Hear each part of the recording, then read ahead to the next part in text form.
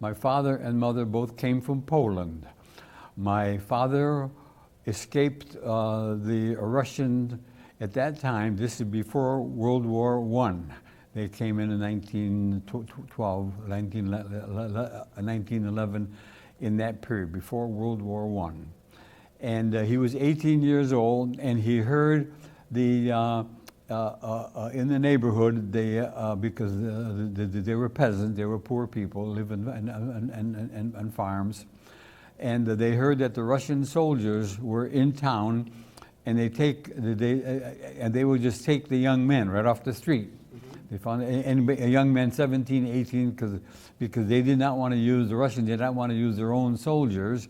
They wanted to use the Poles, the Lithuanians, the Czechoslovaks, Eastern Europeans, and because Russia was ruled by the Tsars then. He escaped to Germany, grabbed a few bucks and went to Germany, and then he came to Massachusetts from Germany. And he was 18 years old at the time, and he came to eastern Massachusetts, somewhere around Webster, south of Worcester, Douglas, some of those towns south of Worcester. Was a Polish community there. And so he ended up in Pittsfield. My mother was 14 years old. She came with a 9-year-old son. They're all gone now, of course. And they settled in Webster, Massachusetts. And then it came to Pittsfield, and that's where my father and my mother was working up at the mill then, up at the old Taconic mills.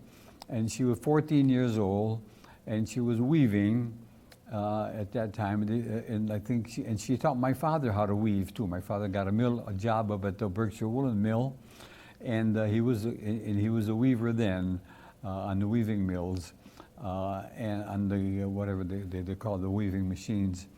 And my father and mother met then, and they got married, and we had 13 children, and the 13 children were born. I was born in 1926, and I have 13 children, and I was in the middle of the group, and 7 boys, 6 girls, and so we grew up in the Polish neighborhood. And we went to school, went to Peck School at the time, and all my brothers and sisters were, and the church was very important, the Roman Catholic Church. It was a Polish church, a Holy Family Church. It was very important. You had to make your first communion, and you had to go to lessons, and we were taught by the nuns then. And we taught the Polish language, was written, and they taught us how to write. The nuns, they were very capable, very good teachers. And then we had the seminarians would come in and teach us. And back in those days, we walked. This is in the 1930s. In the Depression, we were and of course, 13 was, my mother worked up at the mill 40, 50 hours a week, brought home $10, $15, because there was no minimum wage back in those days.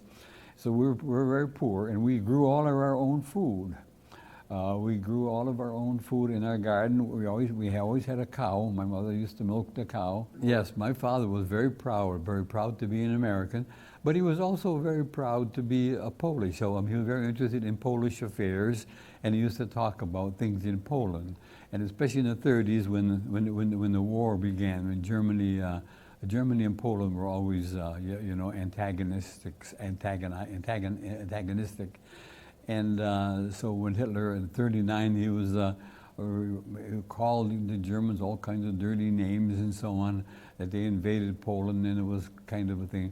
And we had a Polish newspaper that was printed in Chicago, Gwiazda Polarna, that means the Polish star. And it was printed in Chicago, and my father would read that. And sometime when my father's eyes began to hear macular degeneration as he grew older, and my mother would read the Polish paper to him. And so we would all listen to what the stories were, and about stories about the old country. School education is very important. So my father was a very strong advocate of education, and that's where I get my when I was in the legislature, doing all of these work for the education. I remember what my father used to say. My father used to say, what you have in your head, nobody can take away from you. You know, you can have all kinds of problems, but what you learn in school and what you learn, nobody can take that away from you, and that'll make a better life for you.